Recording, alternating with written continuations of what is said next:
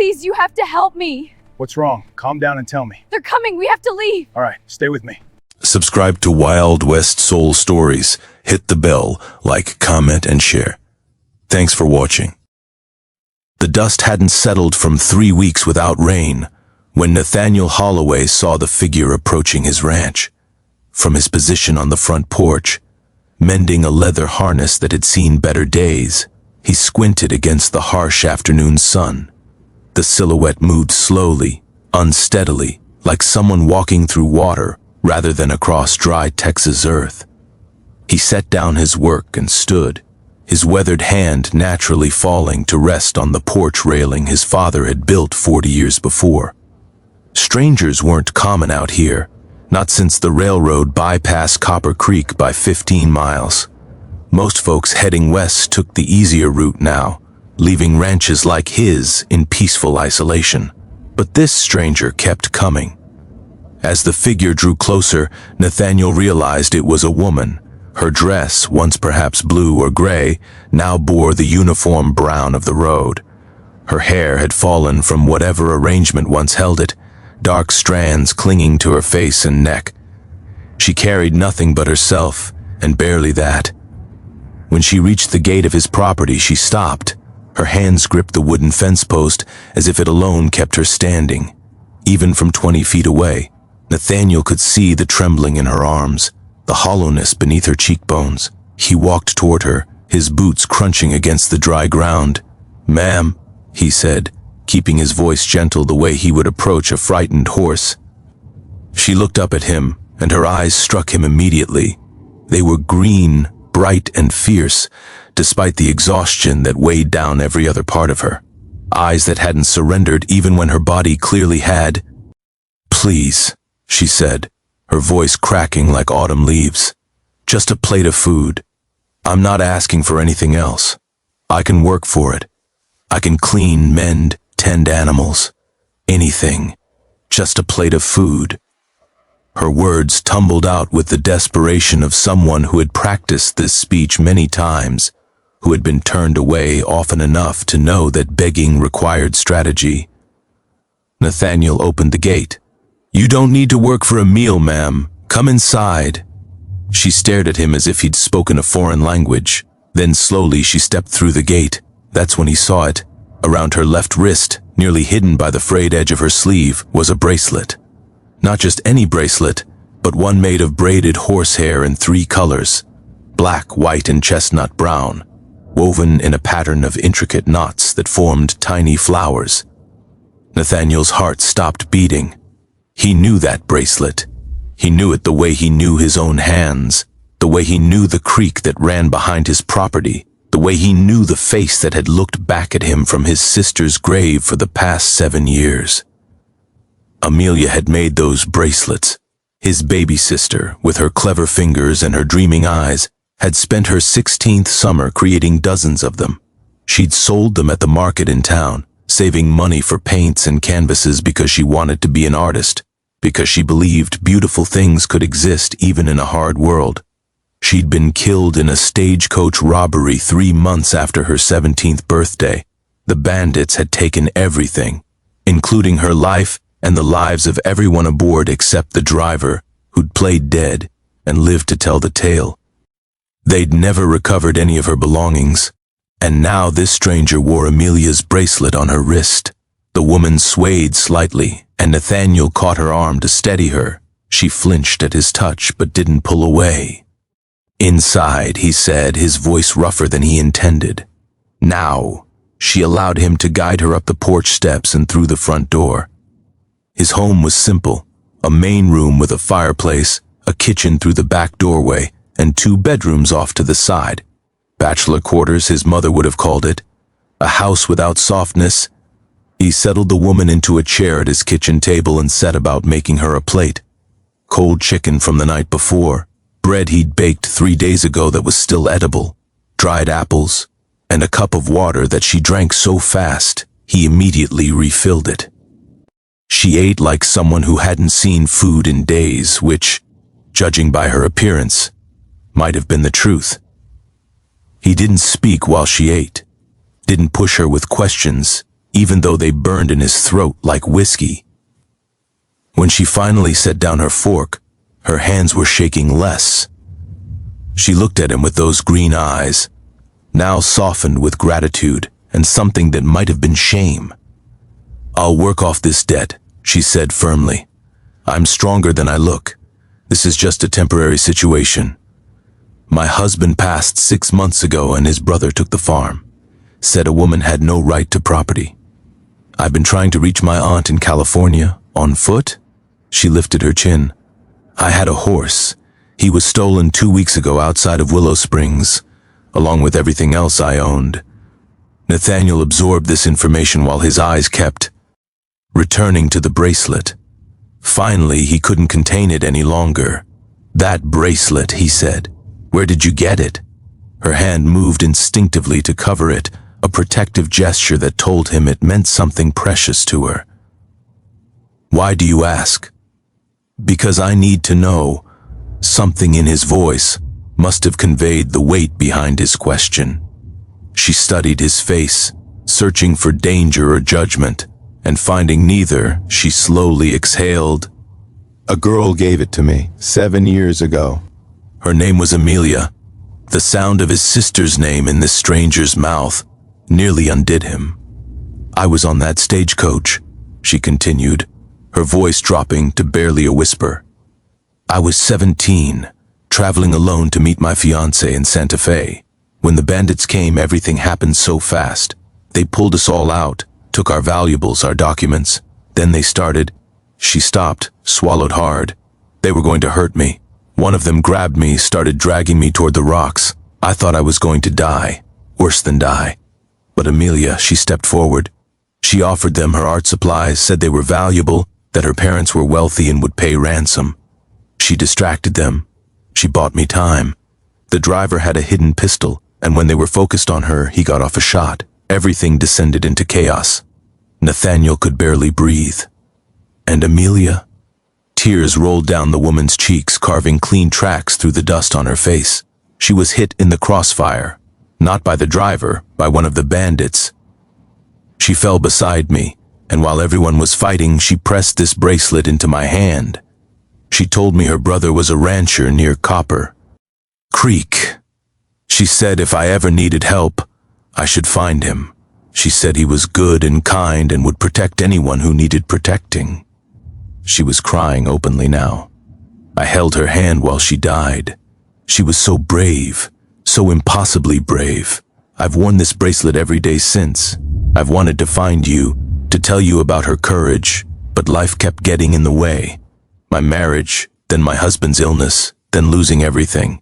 And now here I am, and I didn't even know I'd finally found the right place. I didn't recognize the name on the mailbox. Holloway. She never told me the name, only that he was near Copper Creek. Nathaniel rose from his chair so abruptly it scraped against the floor. He walked to the window, unable to face her while his composure crumbled. 7 years he'd carried the weight of not knowing his sister's final moments. 7 years of imagining the worst, of torturing himself with visions of her alone and afraid at the end. But she hadn't been alone. And she'd died being exactly who she'd always been. Someone who saw others' pain and couldn't turn away from it. Behind him, the woman stood. "I'm sorry. I should have found you sooner. I should have tried harder. I've carried this guilt for so long, wondering if there was more I could have done. If I should have been the one to step forward instead of her." Nathaniel turned. The woman before him had carried his sister's death in her heart for 7 years, wearing the bracelet as penance and promise both. She'd kept Amelia's memory alive when she could have easily discarded the trinket and moved on. "What's your name?" he asked. "Evangeline. Evangeline Mercer. Evangeline." He let the name settle. "E in the room. My sister didn't save you so you could spend your life feeling guilty about surviving. She saved you because that's who she was. The best thing you can do to honor her is to live the life she gave you." Evangeline's tears came harder. "I've tried. I thought I was building something good with my husband. I thought I'd found stability. But everything fell apart, and I've been wandering for months, and now I'm here, begging a stranger for food, and I don't even recognize myself anymore." Nathaniel crossed the room and did something he hadn't done since his sister's funeral. He pulled another person into his arms. Evangeline stiffened at first, then collapsed against him, her body shaking with sobs that had been building for years. He held her through all of it, this woman who was connected to his sister's final act of grace, this woman who had been brave enough to keep walking across empty land with nothing but hope and a horsehair bracelet. When her crying finally subsided, he stepped back but kept his hands on her shoulders. "You're staying here," he said. "It wasn't a question. You need rest, proper food, time to recover your strength." The room at the end of the hall was my sister's. It's been empty too long. I can't just impose on you. I have nothing to offer in return.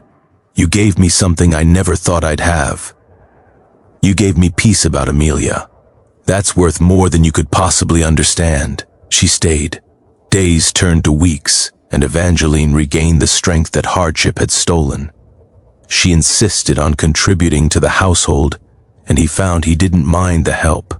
She had a way with the garden that transformed his neglected vegetable patch into rows of thriving plants. She organized his kitchen, mended his curtains, and filled his quiet house with the small sounds of another person living. At first, they danced around each other carefully, two wounded people afraid of additional injury. But slowly, in the way of all natural things, they began to grow toward each other. She told him about her childhood in Missouri, about her parents who had died of fever when she was 15, about the fiancé in Santa Fe, who had turned out to be already married when she finally arrived after the stagecoach tragedy. She'd ended up marrying a farmer in Texas because he'd offered safety, and she'd had nowhere else to go. The marriage hadn't been loving, but it hadn't been cruel either, just empty. He told her about growing up with Amelia, about their parents who had passed before their time, about the years of working this land alone, because he couldn't imagine sharing it with anyone who didn't understand what it meant to him. "You've been lonely," she said one evening as they sat on the porch watching the sun melt into the horizon. "I didn't realize how much until I wasn't alone anymore."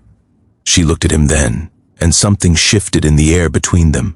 The casual companionship they'd built over weeks suddenly felt charged with possibility. "Nathaniel," she said softly, "I've been thinking about California, about my aunt."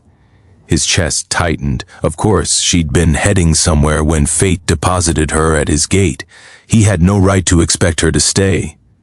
"I've been thinking that maybe I don't want to go anymore." The tightness released. Hope, unfamiliar and terrifying, bloomed in its place. Why not? She turned to face him fully, and in the golden light of sunset, she was the most beautiful thing he'd ever seen. Not because her face was perfect or her figure remarkable, but because she looked at him like he mattered. Like his existence made a difference in her world. Because I think Amelia knew something we didn't. She sent me here, Nathaniel. Maybe not consciously, but with her last breath she pointed me toward you. And I spent 7 years trying to outrun that direction, but I ended up here anyway. Walking, with nothing left, straight to your gate. That could be coincidence. Do you believe in coincidence? He didn't. He never had. I believe in very little, he admitted. But I believe Amelia loved me enough that she'd want me to be happy. And I believe, Evangeline, that I could be happy with you if you wanted to stay. I want to stay. The words hung between them, a bridge that only needed one more step to complete. He reached out and took her hand, the one that wore Amelia's bracelet. He traced the intricate knots, the tiny flowers his sister had created with such care. Then he lifted that hand and pressed his lips to her palm. Then stay. She leaned toward him, and he met her halfway. Their first kiss was gentle, questioning. Two people who had learned to be careful with their hearts finally allowing themselves to be vulnerable again. It deepened naturally, becoming a promise, a declaration, a beginning. When they finally pulled apart, her eyes were bright with tears again. But these were different. These were the tears of someone who had been lost and was finally found. 3 months later, they married in the small church in Copper Creek. She wore Amelia's bracelet around her wrist, and he wore his parents' wedding bands, which he'd never thought he'd have reason to use. The preacher spoke of love and commitment, of finding grace in unexpected places. But Nathaniel barely heard the words. He was too busy watching Evangeline's face, the way joy had softened the hardness that hardship had carved there, the way she looked at him like he was her home. That night, as they stood together on the porch of the ranch that was now theirs, she leaned her head against his shoulder. "Do you think she knows?" Evangeline asked. "Amelia? Do you think she can see that everything she sacrificed led to this?" Nathaniel wrapped his arm around his wife and looked up at the endless Texas sky, scattered with stars that seemed closer tonight than ever before. "I think," he said slowly, "that my sister spent her whole short life trying to make beautiful things, bracelets, paintings, moments of grace. And I think that whatever comes after this life, she's still doing exactly that." Evangeline touched the bracelet on her wrist one more time, then reached up to kiss her husband's cheek. "Thank you, Amelia," she whispered to the night. A breeze swept across the porch then, soft and warm and impossibly sweet, carrying the scent of wildflowers that didn't bloom until spring. They both felt it, both recognized it for what it was. A blessing, a benediction, a sister's love reaching across the impossible divide. Nathaniel pulled Evangeline closer and let the tears he'd been holding for 7 years finally fall. Not tears of grief anymore, but tears of gratitude, for his sister's sacrifice, for the woman in his arms, for a plate of food offered to a stranger who turned out to be the answer to prayers he'd forgotten how to speak. Just a plate of food, she'd begged.